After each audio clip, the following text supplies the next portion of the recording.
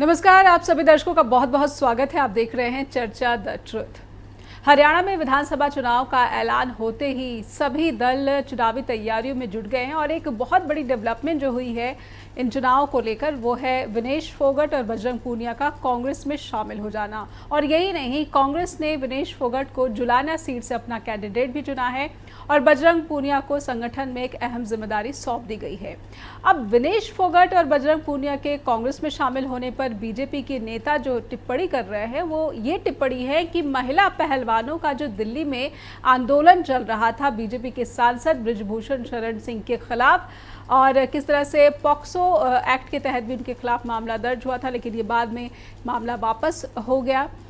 इस पूरे के पूरे आंदोलन को जो है कांग्रेस की साजिश ये थी, ये आरोप लगाए जा रहे हैं।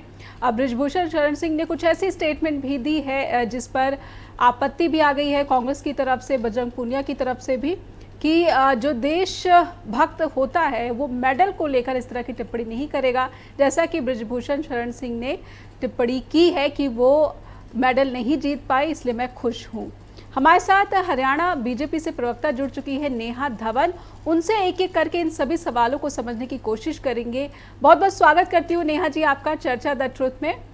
और क्योंकि चुनावी समर जो है बहुत ही इसका टेम्परेचर हाई लेवल तक टच कर चुका है नेहा जी, जिस तरीके से चुनावी गतिविधियां हो रही है, बीजेपी की लिस्ट बाहर आई, फिर बगावत हुआ, उसके बाद विनेश फोगट और बजरंग पूनिया कांग्रेस में शामिल हो गए, तो कहा जाने लगा है कि कांग्रेस का पलड़ा प्रदेश में भारी हो चुका है। पहले से ही एक एंटी इनकम्बेंसी जो एक लहर तेज थी उसमें अब और विपक्ष जो है मजबूत होता दिख रहा है। लेकिन मैं शुरुआत करूंगी उस टिप्पणी से जो कि बृजभूषण शरण सिंह ने की है।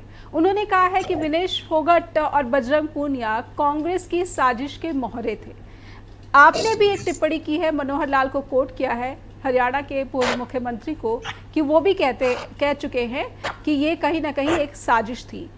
नेहा जी, किस तरह से साबित करेंगे कि ये साजिश थी, क्योंकि दिल्ली में तो मामला चल रहा है बृजभूषण शरण सिंह के खिलाफ और दिल्ली पुलिस ने जो जो आरोप यहाँ पर लगाए वो आरोप जो है तय भी किए जा चुके हैं बृजभूषण शरण सिंह के खिलाफ। फिर ये मामला साजिश कैसे है? क्या दिल्ली पुलिस की कार्यशैली पर सवाल उठा रही है बीजेपी? देखिए, सबसे पहली बात तो नेहा जी, जहां तक बात है किसी महिला के साथ उत्पीड़न होने का जी, उसमें तो मैं भी और आप भी, हम दोनों महिलाएं हैं और हम दोनों का शायद बात एक ही होगी, विचार एक ही होगा कि किसी भी महिला के साथ में अगर उत्पीड़न की बात आती है तो उसमें हम सबका संघर्ष एक जैसा है। ना उसमें कोई राजनीतिक दल की बात है, ना उसमें किसी के सुपीरियर होने की बात है, किसी के अमीर होने की बात है, किसी के रोबदार रुतबेदार होने की बात है। हम महिलाएं आई थिंक उसके लिए एक ही स्टैंड लेंगी कि हमेशा उसमें कार्रवाई होनी चाहिए और आवाज बुलंद होनी चाहिए। इसके लिए तो मैं अपना विचार स्पष्ट कर दूं आपको। दूसरी बात आती है कि उस प्रोटेस्ट में, वो प्रोटेस्ट चाहे विनेश फोगाट ने किया और चाहे वो बजरंग पूनिया ने किया और चाहे वो साक्षी मलिक ने किया जी, वो शुरुआत हुई थी एक अच्छे मुद्दे के साथ, शुरुआत हुई थी एक अच्छे विषय को लेकर वो लोग बैठे थे। मेरा मानना ये है कि वो एक सही विषय था, लेकिन वो विषय भटक गया, वो विषय बदल गया और उसके मेरे पास बहुत से ऐसे प्रमाण हैं, लॉजिक्स हैं, विचार हैं, जिससे शायद आपके सुनने वाले श्रोता भी इस बात से, दर्शक भी इस बात से सहमत हो जाए कि कहाँ वो उस प्रोटेस्ट का रूप बदल दिया गया और कहाँ पर ये विनेश फोगाट और बजरंग पूनिया, साक्षी मलिक, भूपेंद्र सिंह हुड्डा और दीपेंद्र सिंह हुड्डा, या यूं कहूं कांग्रेस के हाथों की कठपुतली बन गई। ये बिल्कुल सही कहा है बृजभूषण शरण जी ने। मैं उन पर लगे हुए आरोपों से उनको बरी नहीं कर रही हूँ इन शब्दों से, लेकिन उनका इस विषय में कहना कि उस प्रोटेस्ट में वो कठपुतली की तरह बन गए थे, इस बात से मैं उनकी भी सहमत हूँ। और इस बात से मैं माननीय पूर्व मुख्यमंत्री और यूनियन मिनिस्टर मनोहर लाल जी का जो वक्तव्य था कि वो कंप्लीट प्रोटेस्ट जो था वो मोटिवेटेड था, कांग्रेस के हाथों में था, कांग्रेस के बिठाए हुए लोगों के कारण वो हुआ, इस बात से मैं 100% सहमत हूँ। उसका पहला रीजन जी ठीक है, आपने कहा प्रमाण है आपके पास, लेकिन ये कांग्रेस में तो मुझे लगता है कि काफ़ी समय के बाद वो प्रवेश हुए हैं, शामिल हुए हैं, क्योंकि चुनाव का वक्त है। लेकिन ऐसा नहीं है, जब आंदोलन हो रहा था तो हर जनता वहाँ पर जिस तरीके से जंतर मंतर पर उमड़ रही थी, आरोप इतने गंभीर थे कि सुप्रीम कोर्ट जाती हैं महिला पहलवान, और उसके बाद सुप्रीम कोर्ट आदेश देता है। दिल्ली पुलिस कार्रवाई तक नहीं करी थी। वो बहुत ही लाचार स्थिति में पूरे देश ने देखा। अंतर्राष्ट्रीय स्तर पर भी इसकी जो कुश्ती संघ है उसने भी निंदा की कि पहलवानों के साथ जो यहाँ पर बर्ताव किया गया ये अनएक्सेप्टेबल है, अस्वीकार्य है। नेहा जी, कहीं ना कहीं सत्ता का संरक्षण जिस तरीके से आरोपी बृजभूषण शरण सिंह को मिलता दिखा है, ये तो निंदनीय है। और अब विनेश फोगाट अगर राजनीतिक रूप से लड़ाई करती हैं तो इसे गलत क्यों मान रही है बीजेपी तो कहीं ना कहीं उस आरोपी को संरक्षित करते हुए देखी गई है। अगर नेहा जी, आज चर्चा द ट्रुथ जो कार्यक्रम का नाम है जी, इस कार्यक्रम नाम के अनुसार हम इस पूरे एपिसोड को step by step, layer by layer अगर हम इसको देखेंगे तो आप सच में एक सच्चाई का जो है वो सच्चाई तक पहुंचेंगे जी। सबसे पहली बात तो हमें ये देखनी चाहिए कि कबड्डी एसोसिएशन से जुड़ी कौन सी ऐसी बात थी जिसके कारण विनेश फोगाट, साक्षी मालिक और बजरंग पूनिया का जो एक गुट था, जो एथलीट्स का गुट था, वो किस बात से एजिटेशन के लिए या बगावत पर या खिलाफत पर उतरे थे। वो विषय था कबड्डी एसोसिएशन की रेसलिंग एसोसिएशन, कुश्ती जी, रेसलिंग एसोसिएशन की प्रधानगी को लेकर। और वो प्रधानगी में गुट बने हुए हैं अलग अलग जातीय और राजनीतिक समीकरणों के अनुसार। उसमें लोग नहीं कहूंगी, एथलीट बटे हुए हैं। उस रेसलिंग एसोसिएशन के प्रधानगी पद के चुनाव के लिए कि उस पर कौन व्यक्ति बैठेगा, ये मुख्य मूल वजह थी। नहीं नेहा जी, अगर मैं ये इस वजह जो मांग थी उसकी पृष्ठभूमि ये थी कि शोषण किया जा रहा था। आरोप ये था कि जी, वो मेरी अगली बात है। पहली बात जो मूल विचार था वो सिर्फ और सिर्फ रेसलर एसोसिएशन की प्रधानगी पद के, अध्यक्ष पद के विषय में उठा था। उसके बाद जब उनको देखा कि, क्योंकि पिछले कुछ टाइम से हमने देखा कि चौटाला साहब की सरकार थी तो भी उनका रेसलर फेडरेशन में अपना हाथ रहा, स्पोर्ट्स में उनका इन्फ्लुएंस रहा। जब भूपेंद्र सिंह हुड्डा जी की सरकार थी तो उनका इन्फ्लुएंस, राजनीतिक इन्फ्लुएंस दिखता है। इसीलिए उनको लगा, भूपेंद्र सिंह हुड्डा जी अपना होल्ड नहीं छोड़ना चाहते थे। सरकार थी भारतीय जनता पार्टी की, उनको लगा कि इस बार कहीं ऐसा ना हो हमारी तरह ही जो है अध्यक्ष पद की जो उम्मीदवारी है उसमें कहीं हस्तक्षेप भारतीय जनता पार्टी का ना रहे। वो अपना होल्ड कायम करने के लिए, इस लड़ाई को लड़ने के लिए कुछ रेसलर्स के साथ में उनका एसोसिएशन था जिसको लेकर मूल विचार शुरू हुआ। उसके बाद आया कि जब उन्हें लगा कि अध्यक्ष पद के लिए यही चुने जा रहे हैं, इन्हीं की उम्मीदवारी बनती है और यही चुने जाएंगे, यही बन जाएंगे, तब ये विचार सामने आया था। अगर आप इसकी क्रोनोलॉजी पर जाएं तो आप शुरुआत की न्यूज उठाकर देखें और उसके बाद सेकंड जो फेज था वो यहाँ से शुरू हुआ कि अगर यही अध्यक्ष बनते हैं, शायद उनका अनाउंसमेंट हो गया था, अध्यक्ष वही बने थे। उसके बाद ये इल्जाम लगाने की, आरोप लगाने की बात आई थी। उससे पहले ये आरोप नहीं लगा था नेहा जी। क्रोनोलॉजी यही थी। आप रिसर्च इस पर अपनी पूरी कर सकते हैं मेरे इस वक्तव्य के साथ साथ। आप इसमें ऐड ऑन कर दीजिएगा उस रिसर्च को अगर मैं गलत हूं तो। और ये क्रोनोलॉजी जब शुरू हुई थी, ये विचार जब शुरू हुआ था कि तब इल्जाम लगाए गए। उसके बाद सेकंड जो मैं महत्वपूर्ण विषय पर आप सबका ध्यान ले जाना चाहूंगी, जब ये विषय आया कि इस तरह से उत्पीड़न किया गया है, साइमल्टेनियसली साइड बाय साइड उन एथलीट्स के भी, उन रेसलर्स के भी बयान आए मीडिया में जी, जिन्होंने कहा था कि खास तौर पर ये ग्रुप जो आज जंतर मंतर पर धरना देकर बैठा है, इस ग्रुप के लोगों ने, जिसमें साक्षी मालिक, विनेश फोगाट, बजरंग पूनिया सब शामिल थे, इन लोगों ने जो उन रेसलर्स की जिंदगी खराब की है, उन रेसलर्स का जो उनका स्पोर्ट्स लाइफ थी, जो उनका कैरियर था, उसको खराब किया है सिर्फ अपनी दादागिरी, चौधरपन और इंटरनल राजनीति के कारण।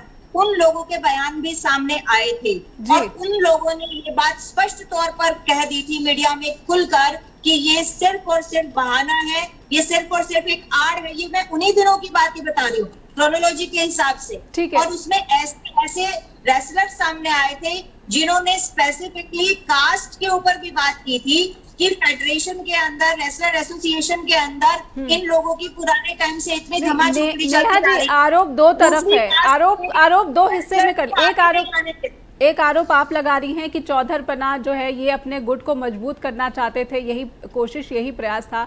लेकिन ये एक आरोप देखिए कि इस आरोप की गंभीरता क्या है, और एक दूसरा आरोप देखिए जिसमें पॉक्सो के तहत यानी कि नाबालिग से यौन शोषण के तहत आरोप लगाए, उसके बावजूद उनकी महानुभाव की जो है गिरफ्तारी नहीं होती। और कहीं ना कहीं जिस तरीके से महिला पहलवानों को सुप्रीम कोर्ट जाकर इस मामले को दर्ज कराने पर मजबूर करना पड़ता है दिल्ली पुलिस को, आप देखिए ना कि वो अपने लिए न्याय की मांग के लिए कितनी मजबूर हुई हैं। ऐसा नहीं है उन्होंने पहले विभागीय शिकायत की, उसके बाद बहुत लाचार होकर वो जनवरी की ठिठुरती ठंड में दिल्ली के जंतर मंतर पर बैठने को मजबूर हुई थी। और मामला कब दर्ज हुआ था?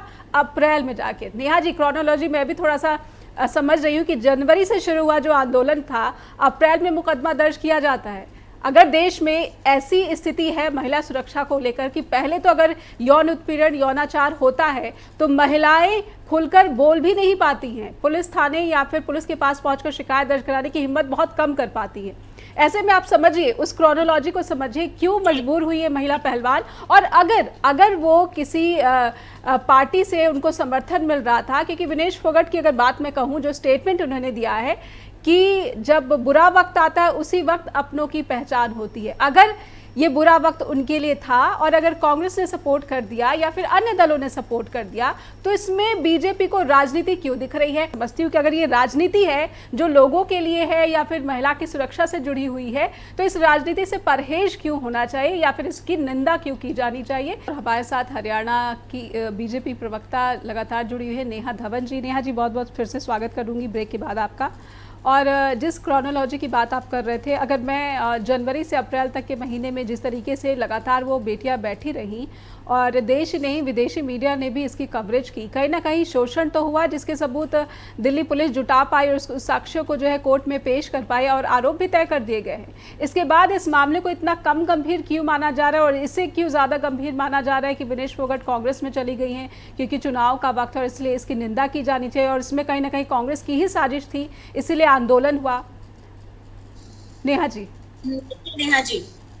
मैं जल्दी अपनी बात को रखूंगी क्योंकि हमने पिछले ब्रेक पे जाने से पहले मैंने अपनी बात ये रखी थी कि देखिए, सबसे पहले तो विषय था रेसलर एसोसिएशन का अध्यक्ष पद, प्रेसिडेंट कौन बनेगा, यहाँ से इस विषय की शुरुआत होती है और उसके बाद जो है वो बृजभूषण शरण पर आरोप लगाए गए और उन आरोपों को लगने के बाद भारतीय जनता पार्टी की सरकार केंद्र में और स्टेट में, हरियाणा सरकार ने और केंद्र ने स्पेसिफिकली ये आरोप लगाने के समय पर भी लगाते ही हमने ये अपना पक्ष क्लियर कर दिया था कि आप इस बात के लिए निश्चिंत हो जाइए, आप विश्वास करिए, हम निष्पक्ष जांच कराएंगे। अगर इस तरह की कोई बात हमारे सामने आती है जांच के दौरान, तो चाहे वो कितने ही रसूखदार व्यक्ति क्यों ना हो, चाहे वो हमारे कितने ही सरकार के नुमाइंदे ना हो बड़े, हम उन पर कार्रवाई करने के लिए कभी पीछे नहीं हटेंगे। नेहा जी, क्योंकि हरियाणा प्रदेश की बात अगर मैं ना करूं, देश भर में आज महिला कानूनों को जो स्ट्रेंथ दी है, जो स्ट्रॉन्ग बनाया है, सक्षम बनाया है और सुरक्षा के कानून बनाए हैं, वो केवल हमारी सरकार ने बनाए हैं। दूसरी बात, हरियाणा में ही 2 महिला थाने थी कांग्रेस के समय में, 23 महिला थाने, आज उनको वो जगह सुरक्षा की हमने ही दी। ये विचार हमारी ही पार्टी का है, इसलिए हमारे विचार में महिला सुरक्षा प्रथम दृष्टिकोण है हमारा और हमारे अपने उसकी महत्व है, इसलिए हमने ये बात कह दी थी। होम मिनिस्टर साहब अमित शाह ने कई बार पैनल से मुलाकात की, यहाँ तक कि पूर्व स्पोर्ट्स मिनिस्टर जो है अनुराग ठाकुर जी उनके पास मिलने के लिए गए, उन्होंने उनको आश्वस्त किया, बार बार ये बात कही कि आप इस ठंड के मौसम में सड़कों पर ना रहे, आप हमारे प्राइड हैं देश की, आप बेटियां हैं देश की, आप जाइए अपने घर और विश्वास करिए, क्योंकि हमने और भी ऐसे अधिकारियों पर कार्रवाई की है। हम तो कभी इस कार्रवाई से पीछे नहीं हटे, चाहे वो भ्रष्टाचार के मामले में थे और चाहे वो महिला सुरक्षा के मामले थे। हम ये विश्वास रखिए कि हम ये कार्रवाई करेंगे। उस वक्त जब दीपेंद्र सिंह हुड्डा का वहां पर पहुंचना, अन्य बड़े नेताओं का, शायद राहुल गांधी जी भी वहां पहुंचे थे, इस तरह से जब इन्फ्लुएंशियल व्यक्ति पहुंचे, और एक साथ में एक एंगल और था जो मैं ऐड करना चाहूंगी। देखिए, कंप्लीट मीडिया में भी सुर्खियों में ऐसी बाइट्स उन छोटे छोटे नेताओं की वायरल हो रही थी जो किसान आंदोलन में जिन्होंने अपनी राजनीतिक जो है पैंट बनाई थी और मीडिया में वायरल होने के नाते वो वहां पर बने रहते थे। उन्होंने इस प्रोटेस्ट में भी ऐसे ऐसे बयान दिए थे कि सरकार के खिलाफ ये एजिटेशन है, ये कंटिन्यूएशन है फार्मर प्रोटेस्ट का।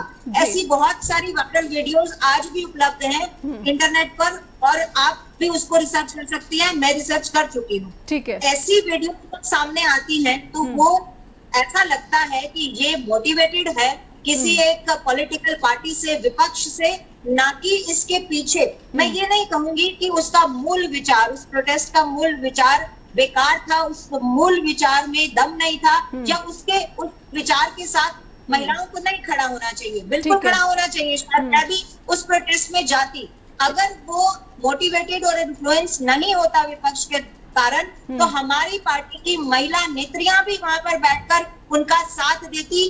आप ये मेरी भी विश्वास रखिए, मेरी शब्दों का भी मान रखिए। मैं जो बोल रही हूँ मीडिया में, मैं किसी ऐसी बात को लेकर नहीं यहाँ आज बैठी हूँ कि मैं किसी पार्टी को परचम लहराने के लिए यहाँ बैठी हूँ, लेकिन मैं बहुत दिल से और बहुत निष्पक्ष बात कर रही हूँ कि अगर वो मोटिवेटेड नहीं होता कांग्रेस से तो मेरे जैसी महिला भी उस प्रोटेस्ट में जाकर बैठती। ये साफ दिखता है। और एक छोटा सा बात मैं और ऐड करना चाहूंगी यहाँ पर जी। अगर ये कांग्रेस का, मुझे लगता है विनेश फोगाट को आज टिकट मिलना वो एक गिफ्ट वाउचर है जो भूपेंद्र सिंह हुड्डा और दीपेंद्र सिंह हुड्डा ने उनको दिया कि आपने हमारे कहने पर काम किया, अब हम आपको एक गिफ्ट दे रहे हैं। मुझे ये दिखता है क्योंकि जब विनेश और बजरंग जी के पास में ये ऑफर आया तो साक्षी मलिक के पास भी ये ऑफर आया था कि आप कांग्रेस ज्वाइन करें। और एक बात नेहा जी, आपने कहा था कि जो दुख के समय में हमारे साथ खड़े हैं, ऐसा विनेश जी ने कहा, हम उनकी सपोर्ट क्यों ना करें। तो क्या विनेश फोगाट ने कोई भी राजनीतिक दल ज्वाइन करने से पहले, खास तौर पर कांग्रेस ज्वाइन करने से पहले, क्या कांग्रेस का पृष्ठभूमि देखी? क्या कांग्रेस के नेताओं की पृष्ठभूमि आपकी जांची? क्योंकि जब राहुल गांधी पैदल मार्च कर रहे थे, यात्राएं देश भर में निकाल रहे थे, तो आज तक की एक महिला पत्रकार के साथ में कांग्रेस के ही कार्यकर्ताओं ने बदतमीजी की थी, बदसलूकी की थी और उन्होंने मीडिया में रोते हुए पूरा दिन, ये आज तक की चैनल पर चला था, उन कार्यकर्ताओं की वीडियोस चली थी किस तरह से कांग्रेस के कार्यकर्ता उस महिला के साथ में दुर्व्यवहार कर रहे थे और वो चैनल पर लाइव रोइंग। उसके बावजूद क्या राहुल गांधी ने उस प्रोटेस्ट में, उस मार्च में, सॉरी प्रोटेस्ट नहीं कहूंगी, उस मार्च में पैदल यात्रा के दौरान अपने कार्यकर्ताओं को दोषी ठहराया?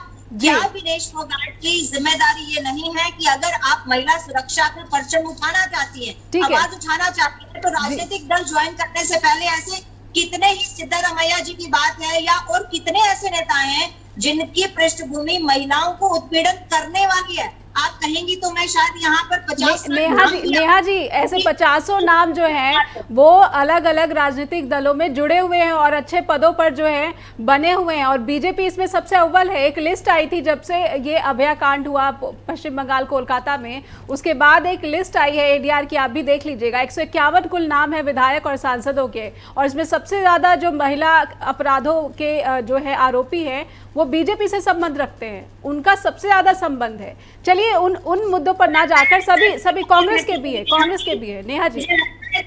रिसर्च बायस हो सकती है क्योंकि मैं यहाँ पर 8 पेजेस का एक शीट ले रखा है जिसमें एक इंसिडेंट है। ये 8 पेजेस की शीट है जिसमें ये सब नेताओं के बुलेट पॉइंट से नाम है, जिसमें ये सब नेताओं के नाम है जिनके खिलाफ महिला के केसेस चल रहे हैं। ये तो आपके पास कांग्रेस के उपलब्ध होंगे ना, ये तो कांग्रेस जवाब देगी।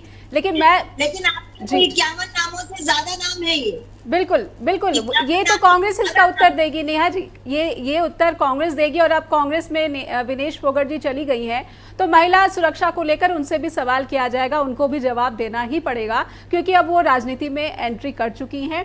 लेकिन मेरा सवाल ये है कि बीजेपी निंदा क्यों कर रही है? अगर यही विनेश फोगाट बीजेपी में चली जाती तो निंदा नहीं करती। एक सीधा प्रश्न नेहा जी मैं आपसे ये समझना चाहती हूँ, ये वही बीजेपी है जो हरियाणा में इस बात को निंदा करती है कि ये कांग्रेस की साजिश थी और अब इस तरह से इनाम मिल गया, उनको गिफ्ट वाउचर दे दिया गया है। लेकिन ये वही बीजेपी है जो पश्चिम बंगाल में विपक्षी भूमिका में और सीधे अभया कांड को लेकर सीएम ममता का इस्तीफा मांग रही है। जबकि लोकसभा चुनाव में अगर बृजभूषण शरण सिंह को टिकट नहीं दिया गया इन आरोपों के तहत, उनके बेटे को दे दिया गया क्या ये परिवारवाद नहीं है, या फिर उस परिवार को जो कहीं ना कहीं एक गंभीर आरोपों का सामना कर रहा है एक शख्स, उसके बेटे को उपहार नहीं दिया, ये कैसा गिफ्ट वाउचर है नेहा जी? और हमारे साथ लगातार बनी हुई है नेहा धवन जी, जो कि बीजेपी प्रवक्ता है। नेहा जी, सवाल आपसे था, ये किस तरह का गिफ्ट वाउचर करण सिंह, उनका पूरा नाम मुझे लगता है करण सिंह ही है, बृजभूषण शरण सिंह के बेटे, वो चुनाव जीत भी गए हैं, एक आरोपी, और जिसके खिलाफ पॉक्सो के तहत भी जो मामला दर्ज किया गया था। हालांकि जितना कुछ इस केस में हुआ, कई खुलासे तमाम प्रतिष्ठित अंग्रेजी अखबारों में भी डिटेल में इंटरव्यू मैंने भी पढ़ी है उन बच्चियों के, उन महिला पहलवानों के, इन्होंने बताया। लेकिन कहीं ना कहीं जिस तरीके से मैनिपुलेट किया जाता है, जब बहुत ही रौबदार और प्रभुत्व वाला कोई आरोपी होता है, तो भारत में ऐसे तमाम ऐसे मामले हैं जहां पर देखा जाता है कि या तो पीड़ित पक्ष है वो मामला रफा दफा कर लेता है किसी दबाव का जिक्र करते हुए, या फिर चुप्पी साध लेता है, या फिर केस ही पूरा का पूरा वापस ले लिया जाता है। करण को कैसा गिफ्ट वाउचर बीजेपी ने दिया? देखिए नेहा जी, मैं उम्मीद करती हूँ कि आप इस देश के लोकतंत्र को और संविधान को समझती हैं, और बिल्कुल बखूबी आप समझती होंगी। हमारे देश का कानून ये कहता है, संविधान ये कहता है कि अगर कोई व्यक्ति जिसको सजा हो चुकी है, जो सजा राफ्ता है, जेल में बंद है, जेल काट रहा है, वो भी चुनाव लड़ सकता है जी।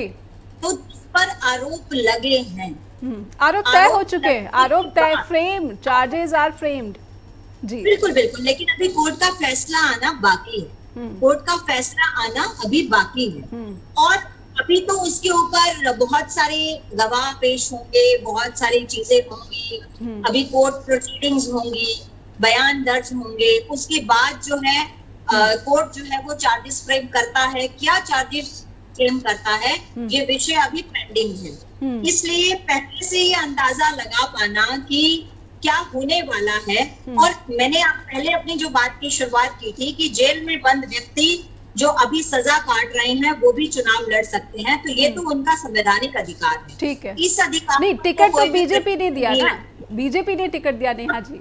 बीजेपी कुछ तो देखेगी, नैतिक अनैतिक कुछ तो देखेगी कि व्यक्ति किस छवि का है। अगर उसने कोई बहुत ही जो गंभीर है, अपराध में आरोपी है, तो उस पृष्ठभूमि को बिल्कुल नकार देगी, क्योंकि संविधान उसको अधिकार देता है। बीजेपी की बड़ी भूमिका है, जिस तरह से कांग्रेस की बड़ी भूमिका है।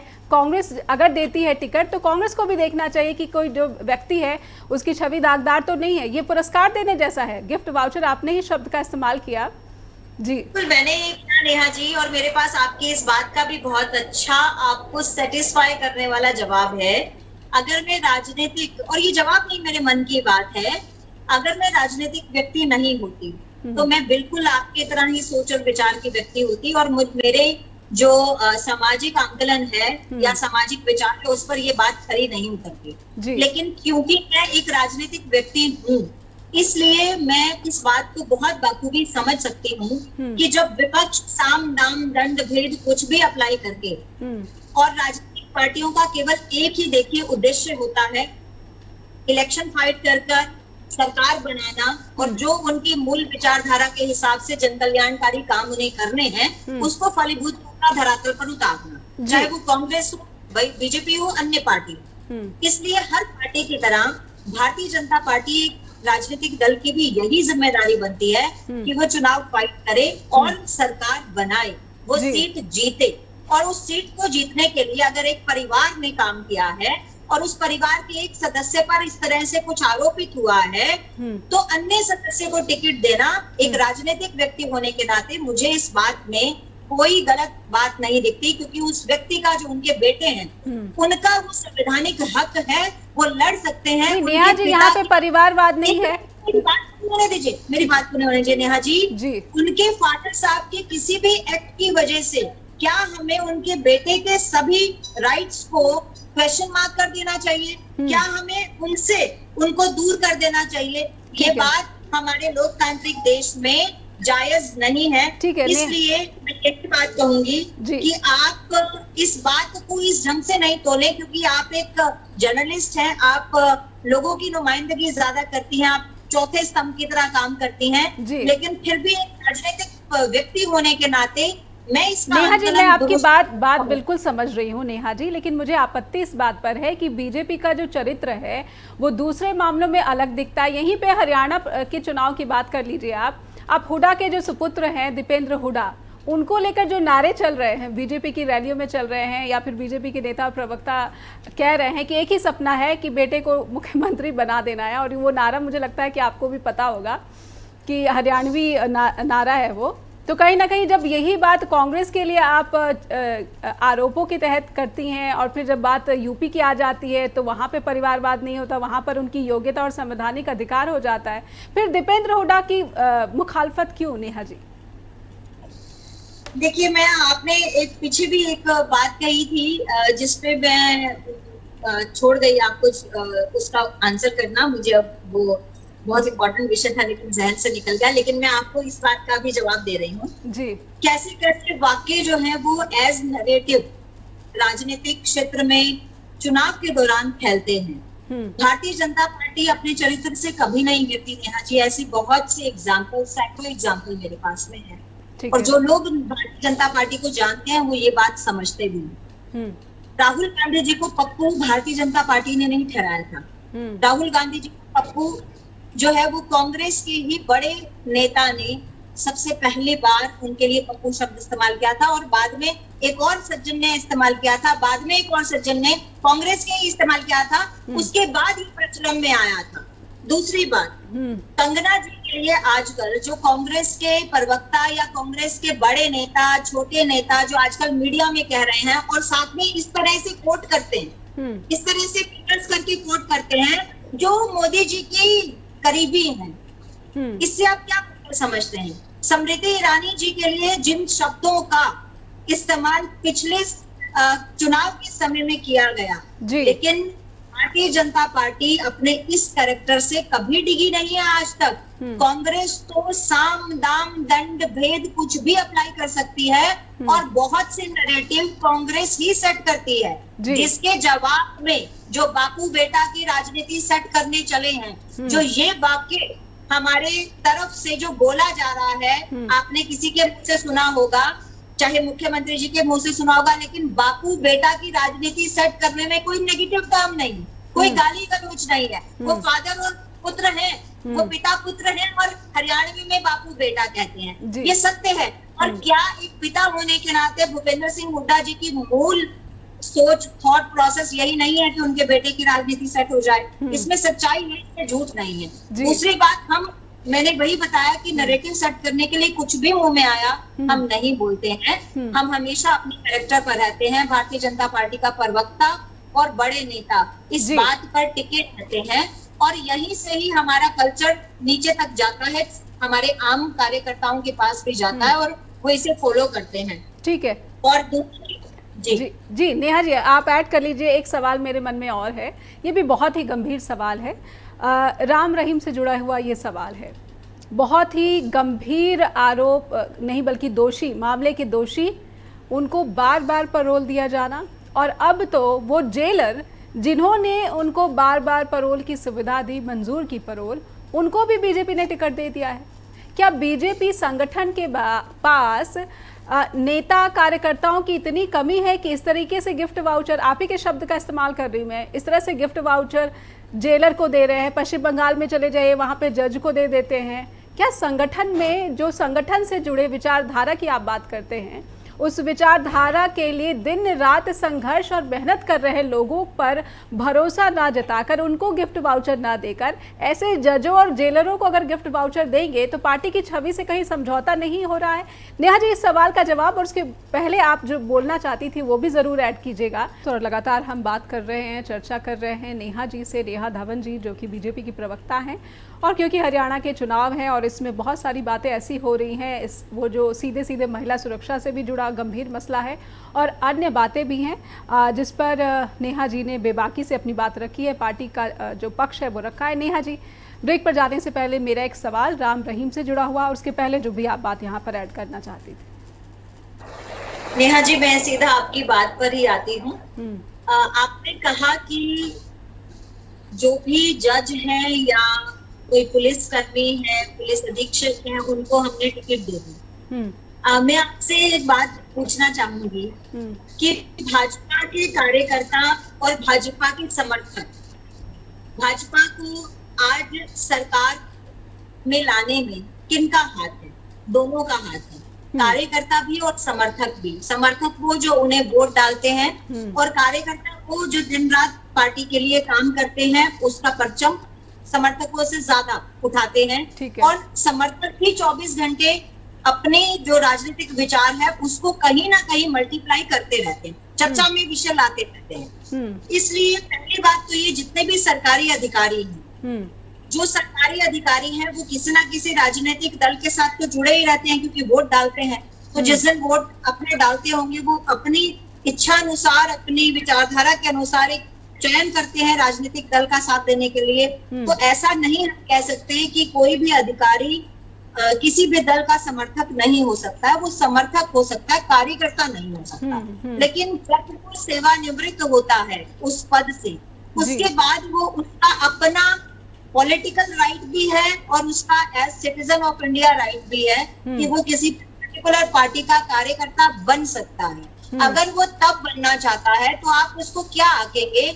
वो समर्थक रहते हुए अपना पहले वोट से लेकर अब तक अगर उसका विचार भारतीय जनता पार्टी का रहा हो, तो क्या उसके रिटायरमेंट के बाद भारतीय जनता पार्टी का आप उसे क्या मानेंगे? जीरो से स्टार्ट करेंगे या आप उसका पुराना काल मानेंगे? इसलिए ये बात डिसाइड कर पाना आई थिंक हमारे लिए बड़ा मुश्किल है। लेकिन नेहा जी, एक कूलिंग ऑफ पीरियड भी होता है। अब तो उस कूलिंग ऑफ पीरियड को इग्नोर कर दिया गया।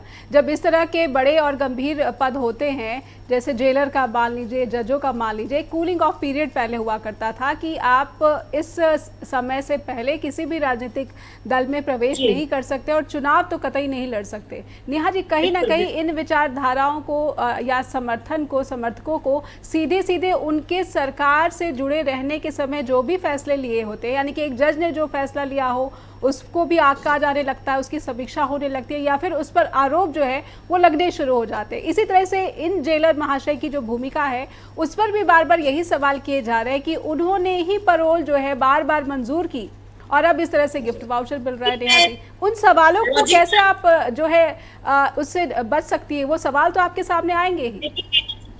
मैं एक एडवोकेट हूँ, मैं आपको एक लॉजिकल आंसर दूंगी कि लॉजिकल आंसर की उम्मीद मेरे से आपको है भी नहीं, एडवोकेट होने के नाते भी और एक प्रवक्ता होने के नाते भी। देखिए, पेरोल देना और पेरोल लेना, पेरोल की मांग करना तो उनका अपना अधिकार है, और पेरोल देना कोर्ट का दायरा है, कोर्ट का विषय है। कोर्ट कभी भी राजनीति से ओतप्रोत नहीं रहती, कोर्ट कभी भी सरकार के इन्फ्लुएंस में काम नहीं करती।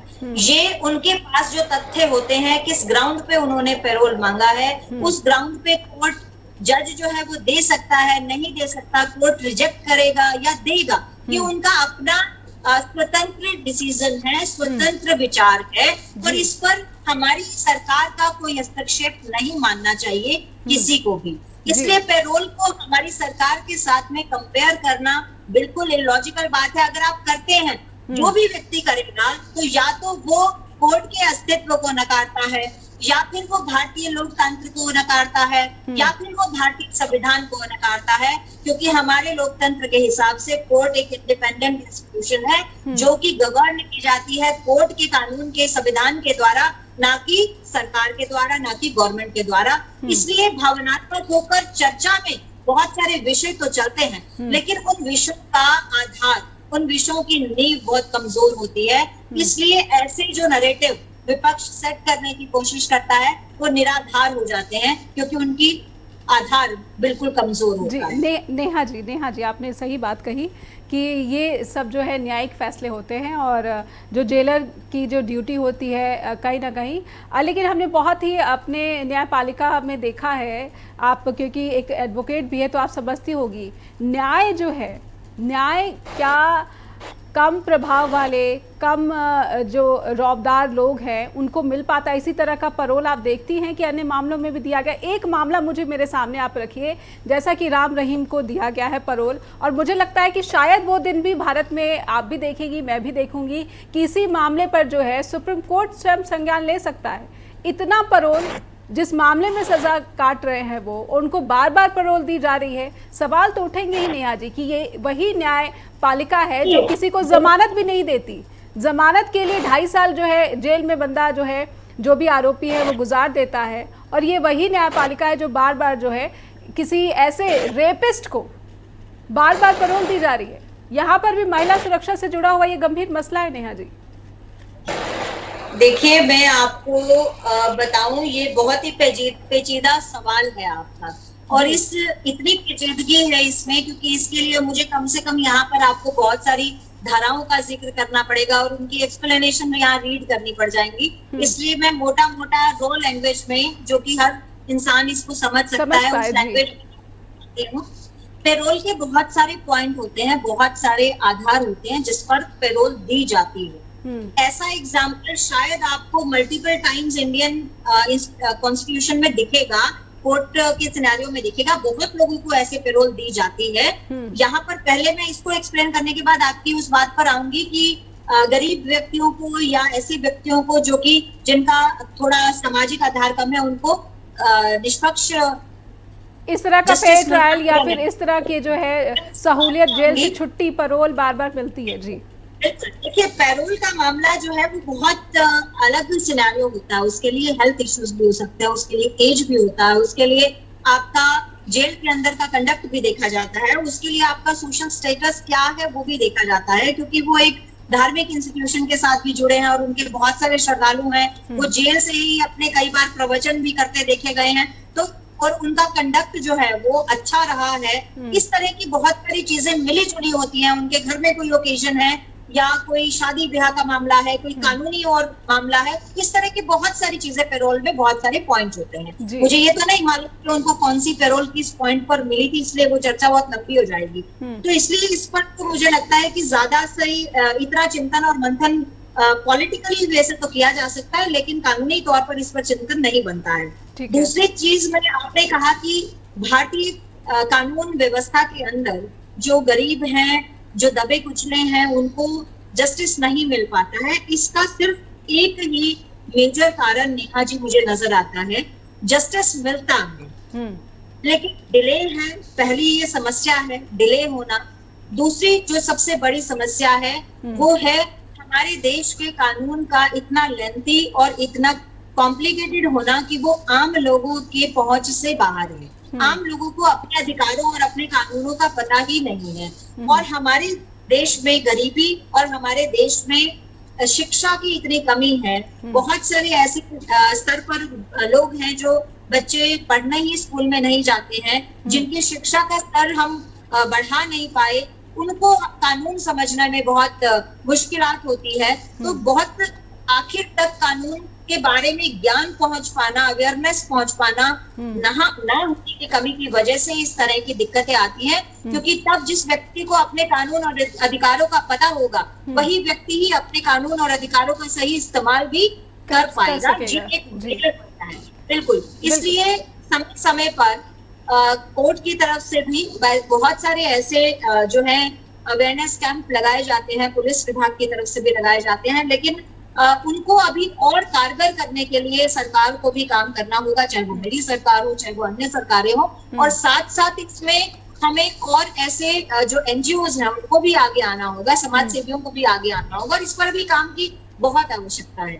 चलिए, बहुत बहुत धन्यवाद। आपने बहुत ही विस्तार से और बहुत ही स्वस्थ तरीके से मेरे सवालों का जो है उत्तर दिया है। नहीं तो अन्यथा बहुत से बीजेपी प्रवक्ता हैं जो कि तीखे सवालों का बहुत ही गुस्सैल रवैये में या फिर आक्रामक रवैये में जो है उत्तर देते हैं। उनको बिल्कुल पसंद नहीं है कि सवाल जो है वो तीखे किस्म के हों, पूछे जाएं। बहुत बहुत धन्यवाद। मुझे लगता है कि आज के आपके इस जो एपिसोड है चर्चा ट्रुथ के जो दर्शक हैं वो हमारी आज की इस परिचर्चा को देखकर सेटिस्फाई होंगे कि अच्छे सवाल थे और उनका निष्पक्ष जवाब दिया गया। बिल्कुल बिल्कुल नेहा जी, इसके लिए बहुत बहुत आपका आभार और बहुत बहुत आपकी मैं प्रशंसा भी करना चाहूँगी और उम्मीद करती हूँ कि दर्शकों की प्रशंसा भी ज़रूर मिलेगी हमारे आज के इस कार्यक्रम को। बहुत बहुत धन्यवाद करना चाहती हूँ एक बार फिर से आपका। दर्शकों से अनुरोध करूँगी कि आपको इस कार्यक्रम से जुड़ी हुई कोई भी बात हम तक पहुँचानी है तो आप हमें फीडबैक भेजिए info@justbroadcasting.com और neha@justbroadcasting.com पर भी। लगातार देखते रहिए जस्ट टीवी। धन्यवाद।